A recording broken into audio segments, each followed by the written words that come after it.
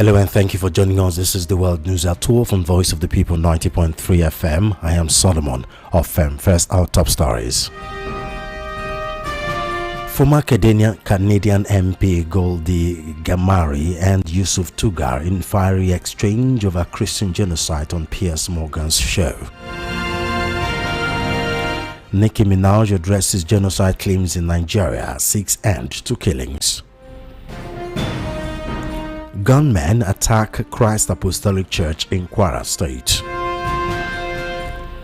Tinubu heads to South Africa, Angola for G20 and EU summit.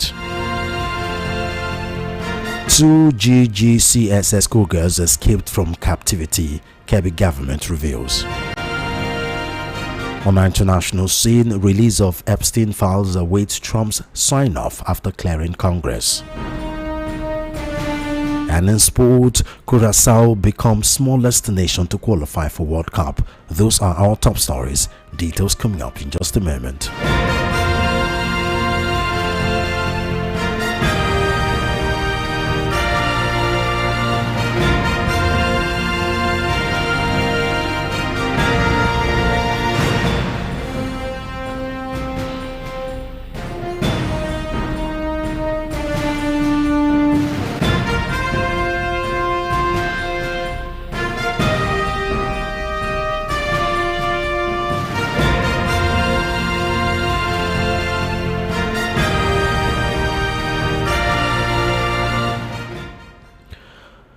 A fiery confrontation erupted on Piers Morgan's program as Nigeria's Foreign Affairs Minister Yusuf Tuggar and former Canadian lawmaker Goldie Ghamari engaged in a combative debate over allegations of large-scale persecution of Christians in Nigeria. The show aired on Tuesday showed Tuggar rebutting the claims, challenging statistics and explaining the country's broader security complexities. During the opening segment, Morgan cited numbers from the International Society of Civil Liberties and Rule of Law Inter-Society, alleging that more than 50,000 Christians have been killed in Nigeria since 2009 and 18,000 churches destroyed. Tuggar rejected the figures as misleading, arguing that the government does not categorize fatalities by religious identity and that all victims are treated as Nigerians.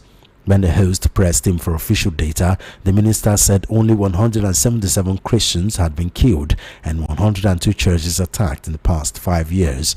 Tensions escalated when Morgan invited Ghamari into the discussion. The former Canadian politician asserted that Nigeria's society crisis amounts to jihad, even linking it to the October 7, 2023 Hamas assault on Israel. She also referenced the Muslim identities of President Bola Tinubu and Vice President Kashim Shettima as evidence of an enabling Islamist government. Take a listen.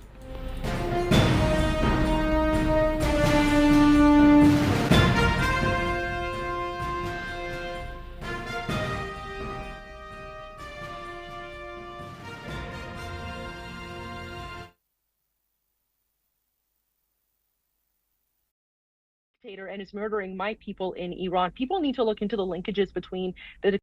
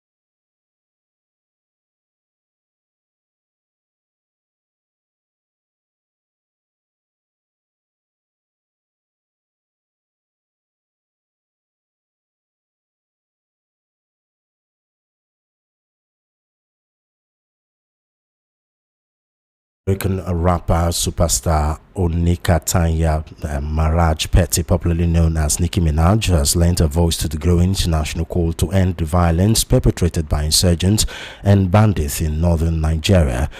While addressing and delivering a keynote address at the United Nations mission to the United Nations Conference on Combating Religious Violence and Killing of Christians in Nigeria, the Grammy-winning artist demanded that no group should ever be prosecuted because of faith.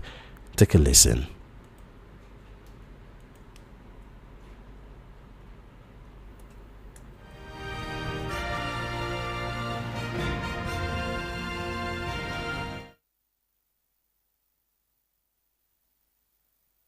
From their homes and killed. Churches have been burned. Families have been torn apart, and entire communities live in fear constantly, simply because of how they pray. Sadly, this problem is not only a growing problem in Nigeria, but also in so many other countries across the world, and it demands urgent action. And I want to be clear, protecting Christians in Nigeria is not about taking sides or dividing people. It is about uniting humanity. Nigeria is a beautiful nation with deep faith traditions and lots of beautiful barbs that I can't wait to see. When one's church, mosque, or a place of worship is destroyed, everyone's heart should break just a little bit. And the foundation of the United Nations, with its core mandate to ensure peace and security, should shake. I am joined here today by peace builders, by faith leaders, by those who saw violence, saw rising intolerance, saw the threats clearly before us, and chose not to look the other way. I am inspired by in way too many places. In Nigeria, Christians are being targeted, driven from their homes, and killed. Churches have been burned. Families have been torn apart, and entire communities live in fear constantly, simply because of how they pray. Sadly, this problem is not only bandits during an attack in Leruku, a boundary town in the Ekiti local government area. A parish of the Christ Apostolic Church, CAC OK Shegun in Iruku, was reportedly attacked by the gunmen. The incident reportedly occurred on Tuesday evening when the gunmen stormed the outskirts of the town. According to eyewitnesses, the attackers stormed the area suddenly and heavily armed, forcing many residents to flee into nearby bushes for safety. Community members say the police, vigilantes and the Iruku Progressive Union have mounted resistance in recent weeks, but the renewed assault has worsened fear of worsening insecurity. The police said they responded swiftly, forcing the attackers to flee. Reacting to the incident, the Kwara State Governor Abdurrahman Abdulrazak condemned the attack and called for urgent reinforcement of security in the area. Abdulrazak expressed sympathy with the victims' families and the Christ Apostolic Church community, pledging continued government support for security agencies to safeguard lives and property.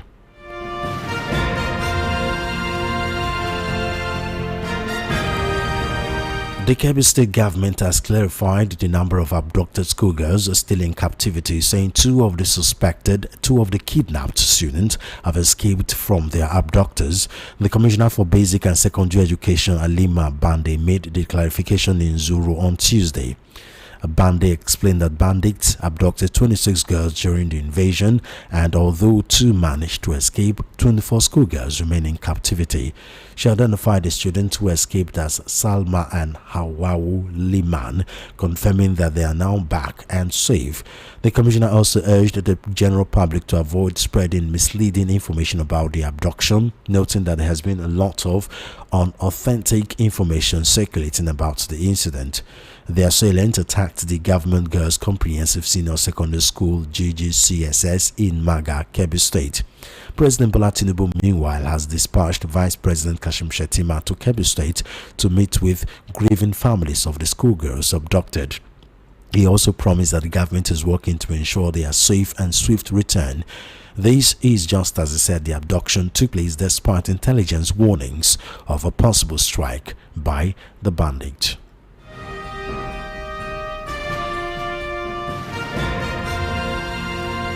President Bola Tinubu will today, Wednesday, embark on a two-nation visit to Johannesburg, South Africa, and Luanda, Congo. President Tinubu's first stop in Johannesburg, where he will attend the 20th summit of the G20 leaders. After the summit, he will proceed to Angola for the AU-EU summit. The special advisor to the president on information and strategy, Bayo Nanuga, revealed in a statement. The G20 meeting holds at the Johannesburg Expo Center from Saturday, November 22 to Sunday, November 23, followed by the AU-EU summit in Luanda from November 24 to 25. Invited by South Africa's President Cyril Ramaphosa, chairperson of this year's G20, Tinubu will join leaders under the theme Solidarity, Equality, Sustainability. The first G20 hosted on African soil.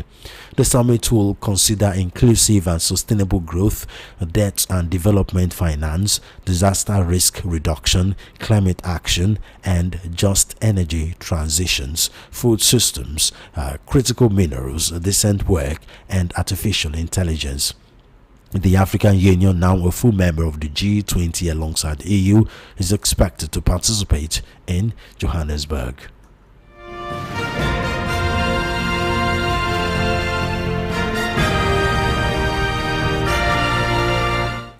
Fresh tensions erupted on Tuesday inside the Nigerian Senate after an attempt to amend key provisions of the Senate standing orders was abruptly stepped down following strong resistance from several lawmakers, including the majority leader Patrick Abamoro. A document titled Orders of the Day showed that Senate Majority Leader Michael Okpeyemi Bamidele sponsored a motion seeking the presentation and consideration of the amendment to the Senate Standing Orders 2023 to accommodate new committees and enhance legislative practice. According to the document, the Senate leadership argued that the standing orders must be updated because they serve as the principal procedural framework that guides the conduct of legislative business, the organization of committees, and the operations of the Senate. The proposed changes, among so many other changes, sought updates on issues such as participation of senators-elect in electing presiding officers and qualification and ranking criteria for presiding officer positions. Other issues are rules on sitting times, permission for presiding officers and nominees to drink water during proceedings, criteria for suspension of senators and committee position and composition, and geographical representation. However, the calm presentation of the motion quickly collapsed into a heated confrontation on the floor. A senator who was represented at the plenary said that the minority leader challenged the process, raising a point of order 108, insisting that the amendment about to carry out is not following due process. According to him, the objections triggered visible tension across the chamber before the Senate leadership was forced to step down the motion. Another source familiar with the contentious issue and session told newsmen that several lawmakers believed the amendment was a political weapon disguised as procedural reforms.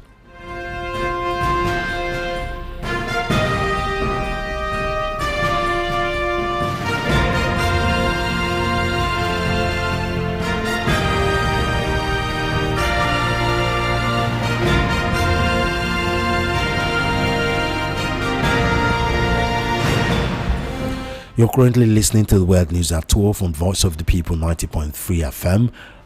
We're still waiting for our analysts to help analyze the news item, but for the meantime, let's quickly take a look at what's happening outside Nigeria.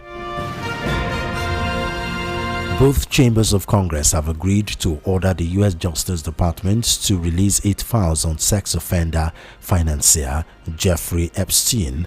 The House of Representatives overwhelmingly approved the measure in a 4-7 to 1 vote, and the Senate unanimously fast-tracked it without a formal vote. The move comes just days after President Donald Trump reversed his position and urged Congress to vote to disclose the records, following public pushback from many of its supporters. Last week, Trump and his allies and in his ties to Epstein were thrust back into the headlines after more than 20,000 pages of documents, some mentioning the president, were released. The White House denied any wrongdoing. The Republican congressional leadership was caught off guard after aligning their message with the president for the past 2 weeks and opposing the release. House Speaker Mike Johnson has reportedly called to push to release the Epstein files. I beg your pardon. House Speaker Mike Johnson had reportedly called to push to release the Epstein files, a Democrats' hoax. On Tuesday, he voted in support of release. The measure had been expected to take a few days to reach the U.S. Senate, but after the resounding afternoon vote in the House, the timeline quickly sped up. A Senate Minority Leader Chuck Schumer brought up the bill on the floor of the Senate under a procedure called unanimous consent. Because no one objected, there was no debate and no amendment added to the bill. It will head from the Senate to the President's desk, where he is expected to sign it into law.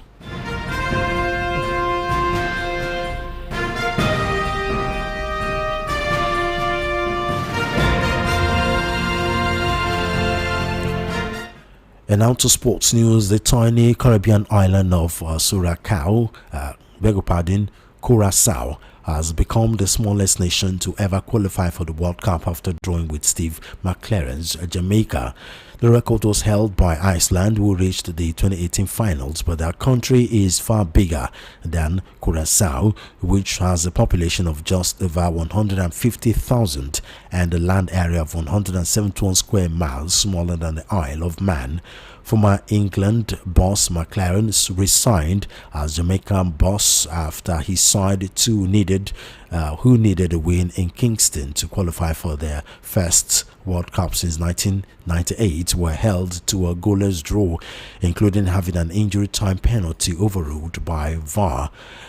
Curacao boss Dick Advocat, who was not at the game for personal reasons, who will become the oldest coach at the World Cup, aged 78, beating Otto Rehagel's record when he was in charge of Greece, aged 71 in 2010. Curacao, 37 miles off the Venezuelan coast, only become a country within the Kingdom of the Netherlands in 2010 following the dissolution of the Netherlands Antilles. 10 years ago, they were 150th in FIFA World Rankings. Now they are 82nd.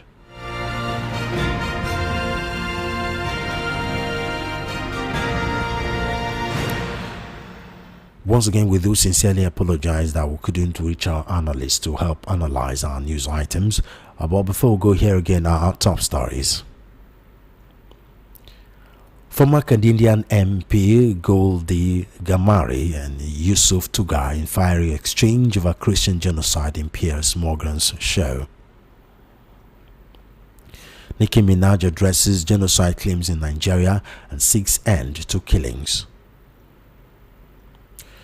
Gunmen attack Christ Apostolic Church in Kwara. Tinubu heads to South Africa, Angola for G20 and AU summit. 2 GGCSS schoolgirls escaped from captivity, Kebbi government reveals. On international news, release of Epstein files awaits Trump's sign-off after clearing Congress. And in sport, Curacao becomes smallest nation to qualify for World Cup. And that's the World News at 12 from Voice of the People 90.3 FM. I am Solomon Ofem. Do follow our social media handles at VUP 903 FM. Subscribe to our YouTube channel at VUP 903 FM. Good afternoon and thank you for listening.